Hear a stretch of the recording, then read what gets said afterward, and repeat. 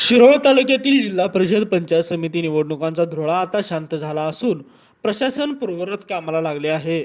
तरीही तालुक्यातील नदीपलीकडील गावांमधून मातीचे मोठ्या प्रमाणात अवैध उत्खनन सुरू झाले आहे.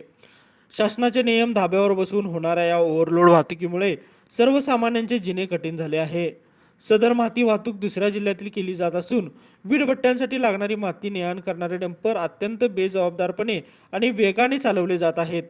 क्षमतेपेक्षा जास्त माती भरल्यामुळे ही वाहने रस्त्यावरून जाताना धूळ आणि मातीची कण हवेत उडवतात.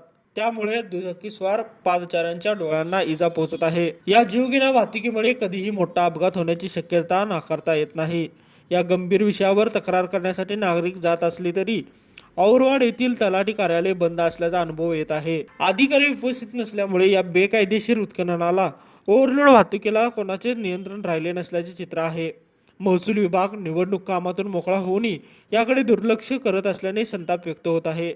या बेकायदेशीर ओव्हरलोड वाहतुकीवर चाप बसवण्यासाठी आरटीओ प्रशासनाने कागदोपत्री दंड न करता प्रत्यक्ष रस्त्यावर उतरून कारवाई करावी. ओव्हरलोड वाहतूक करणाऱ्या डंपर चालकांचे परवाने तत्काळ रद्द करावेत. नदीकाठच्या गावांमधील अवैध उत्खनन थांबवण्यासाठी भरारी पथके तैनात करावीत. स्थानिक तलाठी कार्यालय कर्मचारी वेळेवर उपलब्ध असावेत, जेणेकरून तक्रारीची दखल घेतली जाईल.